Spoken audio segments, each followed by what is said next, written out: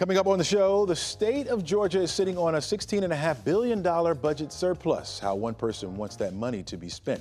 Plus, the debate over data centers here in Metro Atlanta are getting heated up. We're examining how much of an impact they leave on the environment. And there's a new life being pumped into one iconic slice of downtown Atlanta. This is The Take. Let's get it.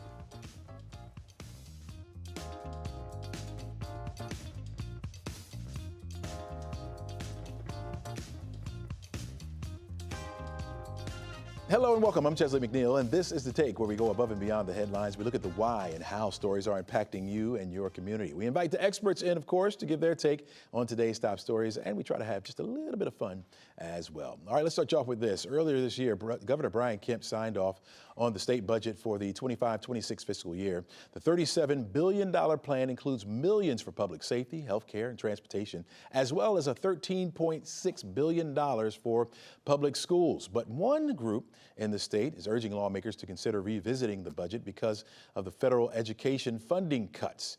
In a letter sent last week, Vidalia Turner, president of the Georgia Federation for Teachers, called on leadership in the state and the House, Senate and the House, to tap into the state's $16.5 billion budget reserves. She said, in part, are there any constitutional reasons that a meeting could not be requested and called with Governor Kemp to revisit this budget in order to fund local school districts and in areas affected by the cuts in the federal budget? Joining us now is Vidalia Turner. She is the president of the Georgia Federation for Teachers. Welcome back to the show.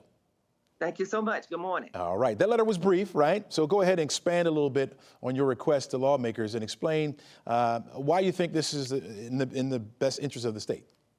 Well, the school systems and the state's fiscal budget ended for last year on the 30th of June, and it began on July 1st of 2025, the day that President Trump decided to announce that he was cutting, which amounts to about $201 million plus to the state of Georgia's education funds. This state has about a $16 billion surplus, and it is constitutional. We found out for 2/3. We would need 2/3 of the House and Senate to agree to come into special session and revisit the distribution of that budget to our public schools, or the governor, which is Governor Brian Kemp, and we're about to write him a letter, could do the same thing. I was going to ask you, where does that stand now? Now that you know that it is constitutional, where do you stand on that now? Well, we're going to push for the governor and the people who are the leaders at the Senate and the House to call that special session. Mm-hmm. Now, I have to admit, we aren't hopeful for that. And one of the reasons we're not hopeful, that yesterday a letter went out by the Superintendent Woods saying that teachers would be paid. And well, that's great that they're going to be paid, but some of that money comes from the state. Mm-hmm. And there are other programs that are at stake. You might get paid, but you also may get cut. Your job might get cut. Right. So that's not what's being said. We know that part of that $16 billion budget has gone in some tax refunds, and we don't want the voters to get too happy. We aren't. We really just don't want them to get content, because we know that the only certainty that we have is uncertainty. Mm-hmm. We have been blindsided on July 1st by the Trump administration. Mm-hmm. So you mentioned maybe even job cuts, but where do you think the squeeze will be the most with this federal funding cut? Well, the children who need it most, like in Title II programs and English as second official language learners, ESOL, beginning programs at the beginning of the day and after school programs. See, children who are from families, and that's middle class kids now, and even those who don't enjoy that kind of income, those are the ones that's going to lose tutorial services and special aids and paraprofessionals, their teacher training where teachers need it, because, we really have a shortfall of teachers in this state. Mm-hmm. There are programs we have. Some schools have pre-K, and that's not funded by the state or mandated by the state. There are other programs in the morning that enrich the lives of our children and help them with homework and sessions to understand math and reading and basics, etc. Those things will be cut, and districts will be scrambling to make up that shortfall. So districts have to pay for higher prices and everything, infrastructure, gasoline, etc., higher salaries. So now we're going to be squeezed even more. Yeah, I was going to ask you that. I was going to ask you, do you think you have enough to backfill some of those losses? Doesn't sound like you do. Do you think that it must come from the state level? Well, yeah, it's going to have to come from the state. at this particular point, and the state is going to have to be prioritized. This is one of the other reasons, Chelsea, that we are against all types of education, voodoo education. And I'm just going to say it out loud. Vouchers. Vouchers were pushed by this governor, and vouchers have nothing to do with academic performance. We see what's happening in Arizona. We see what's happening in Texas. Yet and still, the state has allocated money for special schools, for special interests, and we can't afford to do it at taxpayers' expense. Yeah, we understand that there's a $16.5 billion reserve. How much of that do you think you would need to make this work? 201 million. That's what we are affected by. We have 180 school districts, and each one of them, let's say if that was just $1 million plus for each one of them, although that's not equitably distributed. Look, the state could easily do it. They could easily do it. Just go into the reserve. And as long as our governor, and I'm not trying to go into his politics, is supporting President Trump, then if you're going to support his policies, then you fund the cuts to Georgia with that Georgia budget. Yeah. Plain and simple. You said you're not hopeful, but you are going to push. Do you think some people will have your back on this? I'm sorry? Do you think some of these lawmakers will have your back on this? I know you said you weren't hopeful, but you're going to push anyhow. Do you think we're going to raise it. It's just like any other movement. We're going to keep it going, because if we let it die, then people will go on to something else. The truth is just the truth, and we're going to always tell the truth and let the Georgia voters know the power of the state. And I appreciate being able to do that. Yeah. Lastly, let me ask you this. If the governor and the lawmakers don't grant you this, where do you see those first cuts being, or where do you have to kind of make up for, like, right off the bat? Oh, my God. They're going to have the school districts are going to have to choose to cut down on services. They may even increase class sizes more. Special needs students would greatly be affected. The services would just flat be cut. And in fact, some schools may be closed. And there may be layoffs or firings, but it will get worse before it gets better. Gotcha. All right, President Turner, really appreciate you joining us. Thanks for your insight this morning as well. Thank you so much. All right, have a great day. All right, thank you. All right, it's going to be hot out there today, folks. Make sure you dress accordingly. I'm thinking like your white shirt, okay, some tan pants, light color, loose fitting to let the air go through. It's going to be that kind of day where it's very hot on the outside.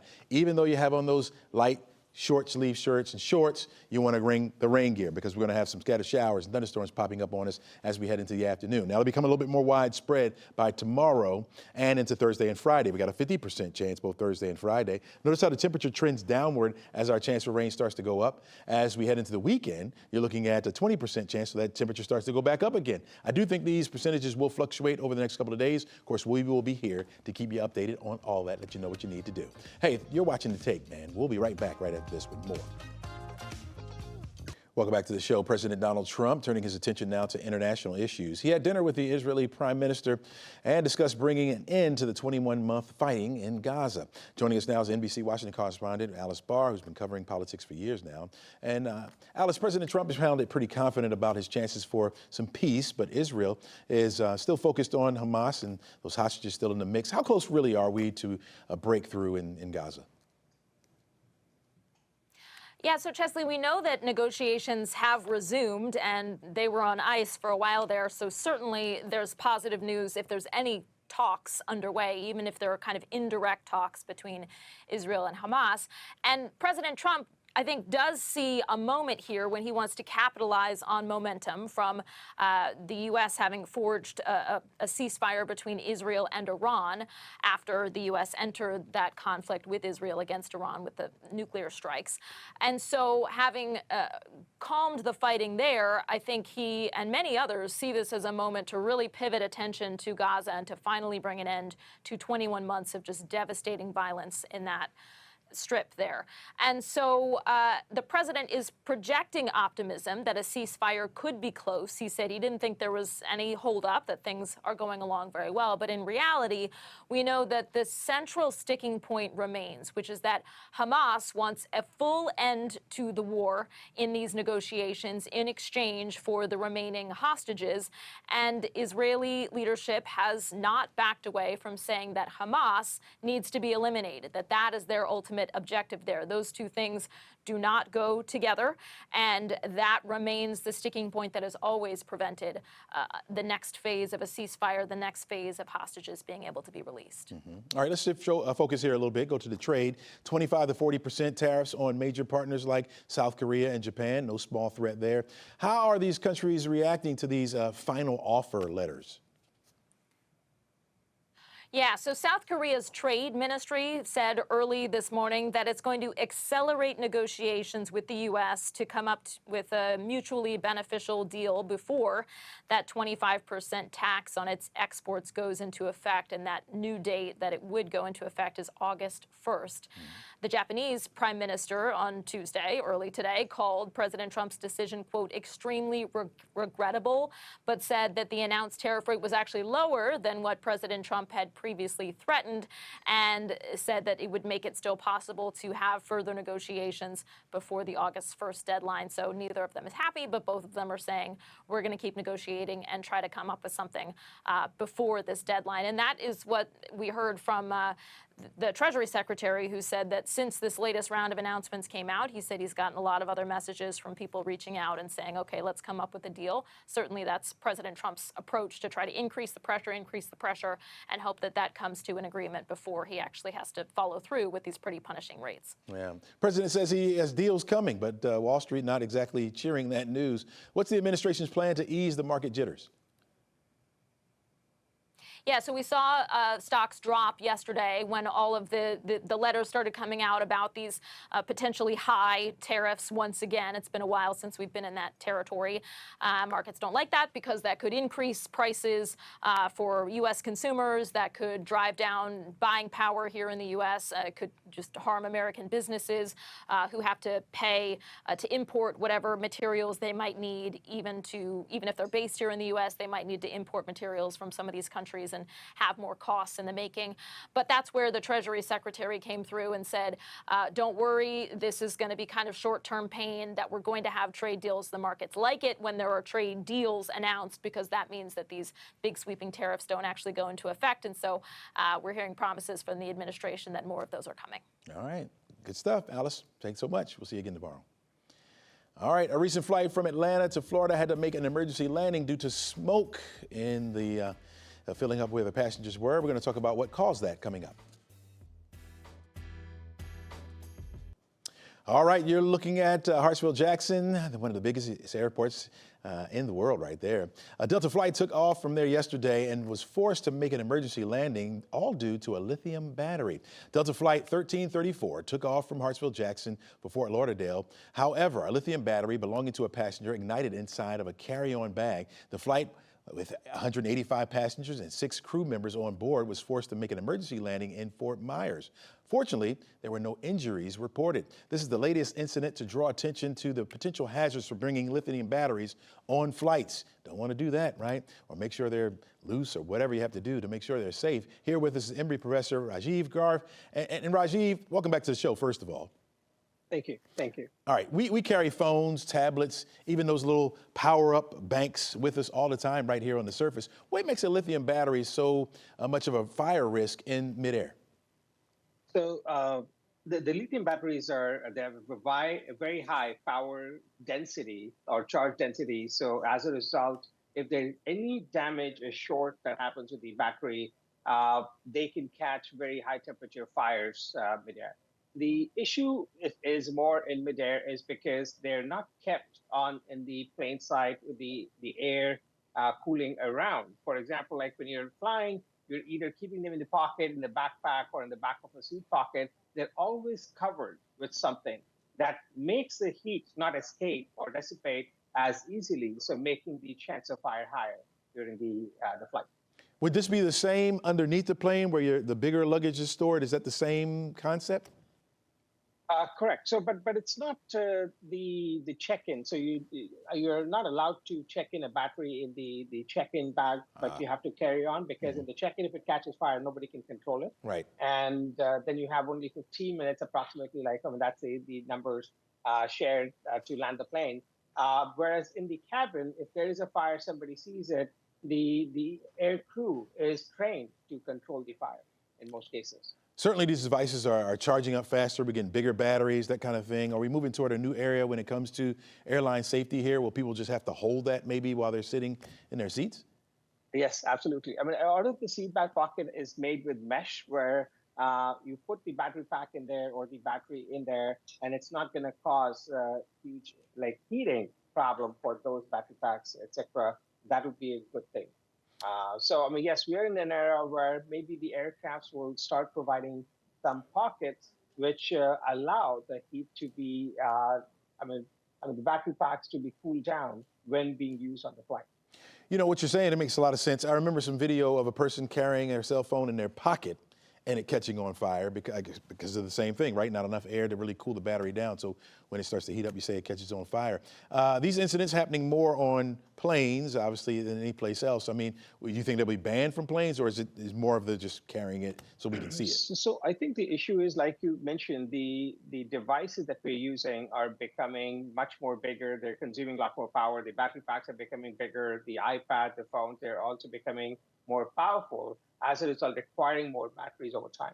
In addition, we are buying those charging cables, and I mean, sometimes the cables break. We put a tape on it, we still continue using it. Those are the hazard, because if you have that the cable for charging connected to a power bank that shorts midair, and you don't realize it because it's essentially in your backpack, that is likely to cause fire. So as we go forward, I mean, I think the airlines, like I think Southwest Airline has a regulation that the power bank should be in plain sight. It shouldn't be locked up in your overhead bin, so you can't see what is happening with those devices. So, So I mean, is that the advice you would give to travelers, just to make sure they just hold on to it instead of putting it? Yeah. Yes. I would say keep the power bank in the seat back pocket if you are using it, and keep checking on it regularly that it's not overheating for whatever reason. Make sure the cable that you're using is not damaged or broken or cracked. And if you are not using it, make sure the things are powered up, not like in a safe mode or. And then there's some power banks that has like the extra plugs, I mean, the terminals. Maybe it's better to put a tape on it, so in case some wire, some metal just goes in and shorts the connectors as well. Man, all good stuff today. Professor Garv, really appreciate you joining us, and thanks for the insight. Thank you. All right, have a great day. All right. Many people are partaking less in human interaction, thanks to social media, of course, and now people are paying to keep it that way. We're going to talk about this right after the break. You want to stay tuned right there for this one. All right, welcome back to the show. There is a growing trend in consumer spending. Get this, paying to avoid social interaction. Can't wait to hear why this is the case. Let's bring in friend of the show, Morgan Ward. Welcome back to the show, Morgan. Good morning, Chesley. All right, talk to me about this one. Why are people willing to pay money to avoid human interaction? Because human interaction can be exhausting, and also it can be.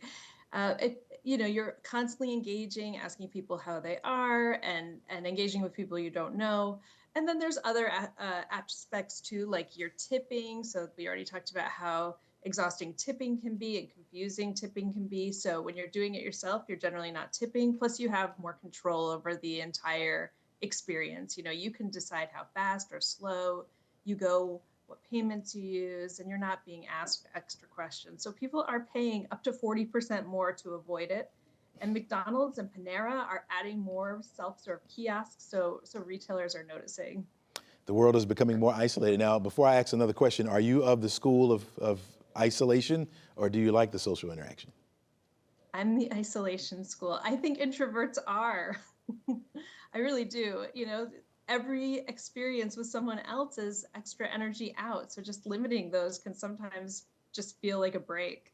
But what are we giving up in the process, Morgan? I can't help it. I like to have my alone time while I'm shopping. I'm going to leave it alone. I'm going to leave it alone. I think you young folks, enjoy your isolation. I like people. I like to interact. And you have a job where you have to do that, so I'm a bit confused by that. But remember when Sunday newspapers were stuffed with coupons? What happened to that ritual? What happened to the coupons?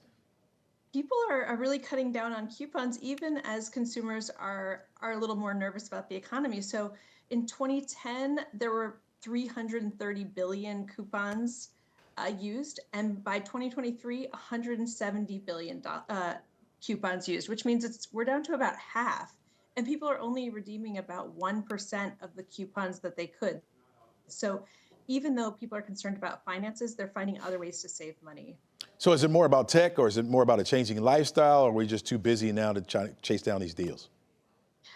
It's sort of all three of those. So there's other ways to save money. People are leaning into redeeming points and loyalty cards. Also, it's a lot of coordination, basically coordination. You have to organize it. You have to remember to use the coupons. So people are valuing their time over money savings, especially in Gen Z, which we know. So that's how the changing and the shifting is for saving money as well. Gotcha. All right. Finally, how are brands using scent to tap into memory and emotions in ways that billboards and jingles just can't do anymore? Well, a lot of brands that we associate scent with, like Auntie Anne's or Bath and Body Works, are starting to sort of bottle up that scent and make their internal scent that you associate with the brand into things like soaps and perfumes. And the reason is because scent is so potent and we so quickly relate it to retail experiences and just any experience. If you get exposed to some scent from your childhood, you'll know how quickly you can connect that with a personal memory or experience, because it happens so quickly in the brain, that relationship between what you smell and an experience you've had. You know, when you said both those, you said Auntie Anne's and then you said Bath and Body, I instantly got those smells in my head. That's pretty good. So maybe they're on to something there, maybe. Yeah. But this loss of social interaction, Morgan, I can't get with it. I don't understand. Extroverts, they do not understand. We're going to have to change that. We're going to have to change it. Morgan Ward, thanks so much for joining us. Really appreciate your insight. Thank you so much. All right, take care. Data centers continue to grow despite the impacts on the environment, plus renovations to one of Atlanta's treasures. Stick around. We're going to talk about it coming up after the break. Welcome back. A recent report on data center trends show that Atlanta has surged to become the second largest data center market in the world in terms of inventory capacity. As these information hubs continue to pop up, concerns over protecting the environment keep rising as well. Joining us now is Dan DiOrio. He's the Vice President of the State Policy for Data Center Coalition. Welcome to the show, Dan. Thank you for having me. All right. Why is Georgia such a magnet for these data center constructions, and how does that fit into the national tech infrastructure map? Well, it's important to remember that data centers are everything we do every day. It's how we work, it's how we learn, it's how we communicate, it's buying groceries, it's streaming content, but it's our bank accounts and our healthcare records. Georgia has become a central market for data center development for a variety of reasons. One is a vibrant tech workforce, a vibrant construction workforce, access to reliable energy, access to reliable land, and also Georgia being the number one, if not one of the top states to do business in the country. I guess that's a good thing, but we've been hearing lately how these data centers have been getting a lot of pushback based on the, and even here in the metro area, based on the noise that they generate, the heat, the water problems that they get, overall safety. What do you say about these critiques? Well, I think data centers are very responsible users of the inputs that go into their facilities, and they're committed to responsible development in the communities in which they locate, obviously, including in the metro Atlanta area. It's important to keep lines of communication open, between residents, between local leaders, between utilities and regulators. But data centers are committed to being responsible energy and water users. In particular, they're prioritizing advanced cooling systems, sustainable water management practices, access and increased renewable energy, as well as additional energy efficient technologies. Those are some of the top inputs that go into the facility, and data centers have a built-in incentive to use them very responsibly and wisely. Last week, Dan, we talked about this very topic. We talked to Dr. Andrew Chin. He's from the University of Chicago, about the rise of data centers. We asked him what would be the smartest way to build these data centers and what would be best for our communities. Here's what he had to say. I think communities should band together and insist that the data center is environmentally responsible. And they might want to negotiate some kinds of contribution to community. I think they're sometimes called community benefit agreements to ensure that some of the value in the employment of this digital bonanza that's happening comes to the community where the data centers are hosting it. Dan, what's your reaction to what Dr. Chin had to say? Well, data centers are an economic driver, and they've been an economic driver in Georgia, contributing over $25 billion to Georgia's GDP, employing over 176,000 workers across Georgia, and bringing back over $1 billion in state and local tax revenue. Data centers are an economic driver for Georgia, and they will continue to be one. And so I think it's important to remember that they are a central piece of maintaining our U.S. global competitiveness as we look at the rise of digital infrastructure and artificial intelligence across the globe. But also they're an essential part of our national security as well. We want our data secured here, safe and securely domestically. Yeah. Do you realistically think Georgia could lead the way on climate smart data infrastructure? Again, I think Georgia is very much leading the way in data center development and realizing those economic benefits. And I think continued open conversations between the industry, between communities, utilities, regulators, local leaders, and state lawmakers is important to ensure that we can continue to keep Georgia a top state for business, a top state for data center development, while also working with the industry to realize all the responsible and sustainable practices that it's already using in the state of Georgia. All right, Dan, thanks so much for your insight today, and thanks for joining us. Thank you very much for having me. All right, take care. All right, let's take a look outside, folks. It is starting to heat up a little bit on us there. We do have some cumulus clouds on the outside. They're starting to form at least. Those are some high clouds. The sun's shining right through those, so we're looking pretty good. In fact, you're looking at, from DeKalb County here, a camera from DeKalb County looking at downtown Atlanta. It looks pretty good, pretty good. We have some blue sky out there, so we'll have plenty of sunshine around. Now, later on this afternoon, there could be an isolated shower or a thunderstorm that begins to pop up. So make sure you grab your rain gear, folks. You may need that. 95 degrees will be your afternoon high temperature for today. You know, it's a place many Atlantans remember for its music, its culture, and history, but now the underground Atlanta is seeing a dramatic rebirth. Here now is Chanel Leilani, the CEO of Leilani Ventures. Thanks so much for joining us. Yeah, thank you for having me. All right, talk about the importance of underground Atlanta and what it means for the city to have it be a cultural hub. Yeah, I mean, it's hard to put in words, but this is where the city started, right? We have the 0 mile marker having here on the property. So this is where it all began. And underground has been the center of the hub in Atlanta. And I would say early on, right? We all know that in early 2000s, this was the place to be. We're quickly turning that place again for the place to be, right? I mean, I bought this property in 2020, about 5 years ago. It was around 10% occupied at that time, and quickly over the last few years, we worked hard and, leased up the places, hosted a lot of events. We're at 80% occupancy right now. Wow. We welcomed over 1 million people last year. We're on pace to welcome 2 million people this year. Congratulations on the growth right there. To 2020, you had a vision. You said 10% occupied. What was your vision back then for where it would be today? I mean, the vision has always been that we need density here, right? This is a 4-block, 12-acre property here in the middle of the city. You're next to the busiest MARTA station, the transit station, 5 Points. You're right across Georgia State University. You're next to the city halls, all the government buildings, right? So the vision has always been like, how do we put density on this property? We have 12 acres. We have buildable rights to go up to 10 million square feet. So while it's so challenging and difficult to make vertical construction work in today's market, we're working on activating the property, right? Going, leasing up, filling up every space that we have available, and then be patient for the market to come back where the interest rate, the construction costs can come down so we can afford to, go vertical and, put apartments here, put condos, office buildings, hotels. We're committed to have some apartments into workforce housing and affordable housing as well.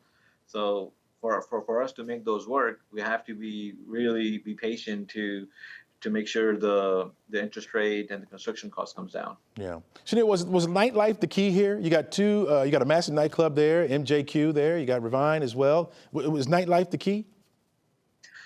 So nightlife has always been the key for this property. If you look at 20 years ago, 30 years ago, right, all the clubs and pubs used to be here.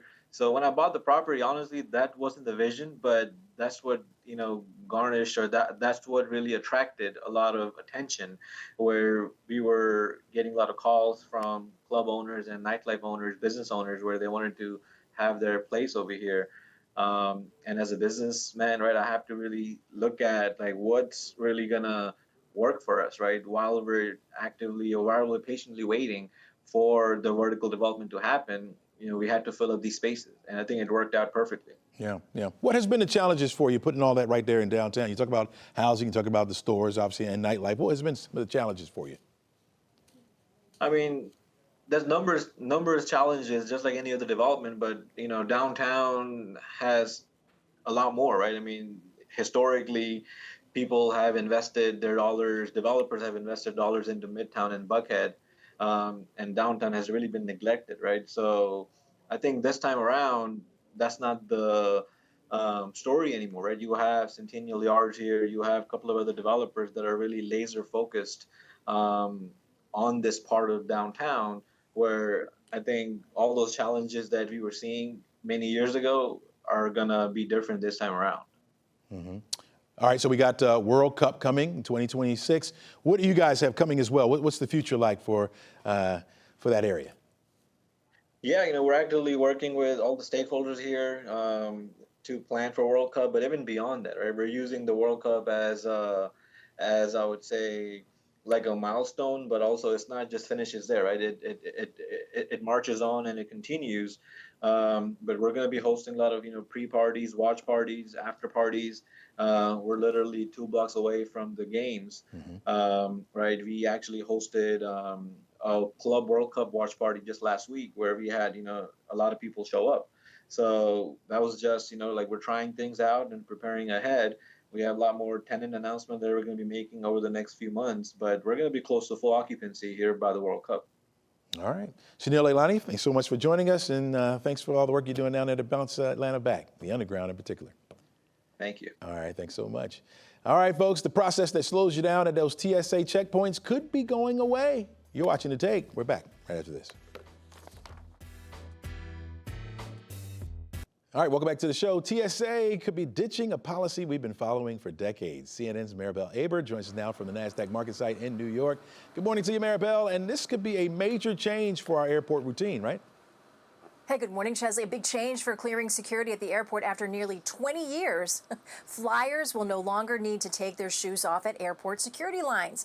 Media reports say the TSA is phasing out the shoes off requirement at airports around the country. And at some airports, the requirement has already been dropped. Travel newsletter Gate Access was the first to report that move. The TSA has, though, not officially announced a change in policy just yet. Flyers have been required to remove shoes since 2006. That was about 5 years after a terrorist tried to detonate explosives packed in his shoe. Now, the question is, what does this shift mean for the TSA's PreCheck program? Keeping your shoes on is one of the features PreCheck has. The program costs around $80 for 5 years and offers expedited screening. Chesley, I paid $80, so I didn't have to wear socks. Same here, same here. I don't like to take the shoes off things, so changing that would be key. And it'll move people faster, I think. All right, so Tesla is has taken a hit in the market, but the CEO is eyeing a new political challenge.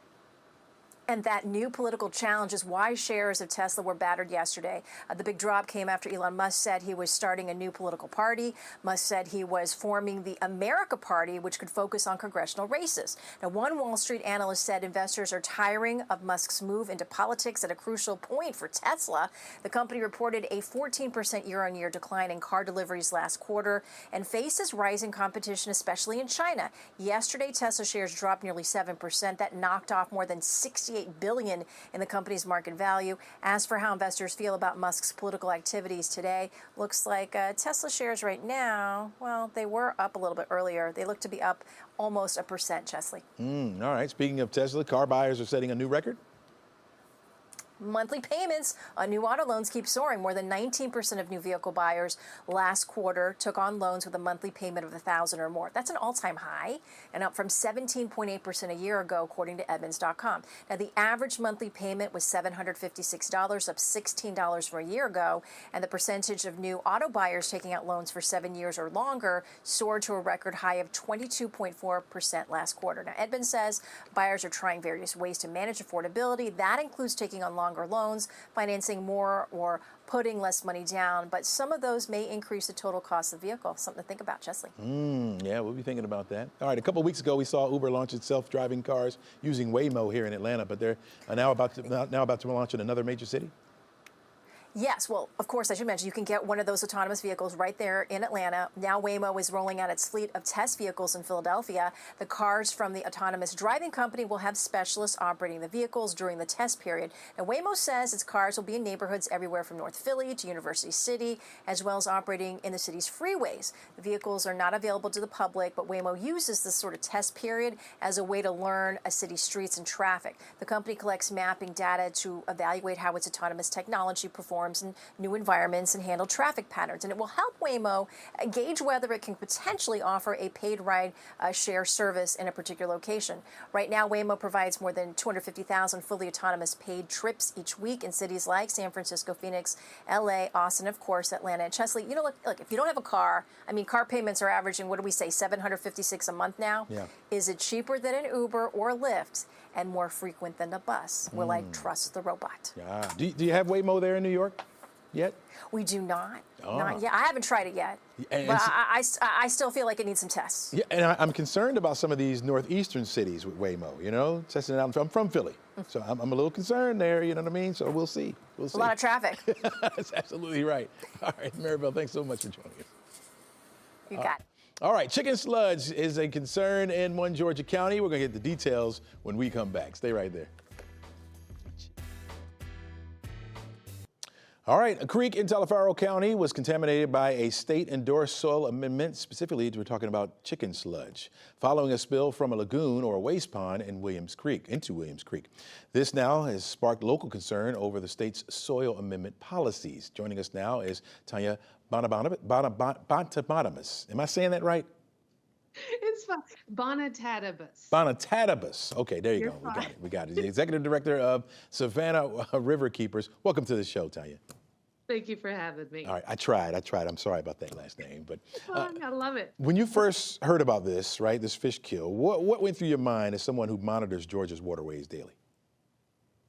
Here comes another one. So this is a chronic issue with how we deal with the waste that we're generating from our animal production industry in Georgia. Chicken is #1 industry in Georgia, and all of that waste has to go somewhere. And unfortunately, that somewhere is these rural fields, not processed. And so this is not the first fish kill, and this is actually not the first issue at this site specifically. So are you seeing this as a warning sign to the entire sludge program that needs reform in our area? Well, for sure. We need to go back into the rulemaking on this program. This program has been a pretty big chronic nuisance, particularly for the northeastern part of the state for 11, 12 years, and we've been getting continually better. But unfortunately, even after we changed the law 2 years ago, there still isn't the stop work order or apparently the teeth to make sure that these guys are maintaining and running properly. So we're talking about an old hog farm that was the cause of this, that had a lagoon that they're bringing 30, 40, 18-wheelers a week and just dumping into this lagoon and then just spreading out on the ground. No treatment. It is as putrid as it sounds. It is absolutely awful for the people that live around it. And then to top it off, in this instance, the lagoon ran over and went into the creek. That creek actually then goes into the little river that goes into Strom-Thurmond, which is the largest lake east of the Mississippi River. So there are drastic impacts with the way that this waste is managed. The big problem is that the state can't figure out how to turn it off because we want to keep eating chicken, right? But that chicken, the waste has to go somewhere. And so if they stop taking it, then they have to stop processing the chicken. So there's a lot of work that needs to be done. Yeah, it's big business for us. How dangerous would you say this sludge spill can be, not only for wildlife, but for people that live around the stream and downstream? Well, beyond the spill, just the act of having this applied to the ground untreated makes the life of the person living next door absolutely miserable. We just had another site in Tignall, Georgia, which is in Wilkes County, where these guys it took 4 years, I think, to get them to stop. But if you live next door to this, or if you happen to be next to Grimes Hog Farm, actually is a retreat center, you can't live there if it's going on. There's flies, there's buzzards, it's pretty putrid. It's like living next to a gut pile. Wow. Is what it is. So what recourse do you have if you live there? Like, what can you do if you live there and you want this to stop? You have to report it, obviously, but how do you do that? Well, you're supposed to report it to the Department of Agriculture, and they're supposed to go out and investigate. You have the Environmental Protection Division that can step in once there's a fish kill. So this is an instance where the EPD was able to step in and actually do some kind of an enforcement. Again, this is the third issue on this site in a couple of years. But the answer is your recourse is not much right now. You can yell and scream. Hopefully your commissioners are helping you do that. Your elected officials are, but until we really get into this rulemaking and make sure that we're holding people accountable, unfortunately, all you can do is make your voice known. Any concern from you that these kinds of incidents erode people's public trust on any state-led environmental initiatives that are working well? Well, 100%, right? So if we want to continue to grow and be this industry that is animal agriculture, you have to make sure you're doing that sustainably. And it really does it puts a black mark on everything if this is how we're maintaining, and especially our rural Georgia lands, which are supposed to be, this is the home of ag. So we need to do a much better job making sure we're protecting the people that actually live there. Gotcha. I'm gonna try this again now. Tanya Bonatadabus. You nailed it. That was beautiful. Oh, sweating there a little bit there. Tanya, thanks so much for joining us. Thank you so much for your insight as well. And hopefully people really heard what you had to say today. And if they see that, to report that. I appreciate it. Thank you very much. All right. Coming up, folks, we have another look at your forecast, plus my final take is coming up right after the break. Stick around. We're almost there. All right, it's going to be a hot day today. I can't stress that enough. 95 degrees for the high temperature. That's hot enough, right? But when you factor in the humidity, it's going to feel closer to 100, 101, 102 maybe. A few of us will have some relief. We'll get a 30% chance for a few isolated showers to be around during this afternoon. I think after 1, 2 o'clock, we'll start to see those begin to pop up. A lot of us won't see it today. We got to wait till tomorrow. 40% chance for the rain to be around. 93 will be our afternoon high temperature. Of course, it's going to feel much hotter than that, like the upper 90s. You're looking at 50% chance for rain on Thursday and Friday. Temperatures will continue to fall off a little bit because of the extra cloud cover and the potential for the rain. But then that rain chance goes down as we head into the weekend and into next week. So we'll see the reverse. Our temperatures start to go back up again. Looking at 91 degrees on Saturday, Sunday, 93 and 95 by next Monday. All right, before we go, let's get my final take in here. It's that time of the year. Many people can't wait for what they consider to be the biggest sale of the year so far. We're talking about Prime Day, folks. It's here. Since 2015, Prime Day has been a huge draw for online shoppers trying to seek that deal. Everything from tech to beauty, from home to kitchen needs. What started as a one-day thing is now turned into 4 days. Although everyone loves the convenience of Amazon, they got fast shipping, easy returns. Better deals, believe it or not, can be found in other places. Truly, Prime Day has changed the game so much that retailers now have begun to compete, which is a good thing for us. It's around this same time that we find these companies offering big discounts. Walmart, Macy's, Lowe's, Best Buy, you name them, right? They're starting to compete with Amazon Prime Day. So a tip from me to you, make sure you compare prices, make sure you check around before you spend that hard-earned cash. For example, you like those sneakers from Adidas? Go to the Adidas website. They may have a bigger discount. Check it out. I do my Christmas shopping around this time of the year. I get her done. Enjoy today, folks.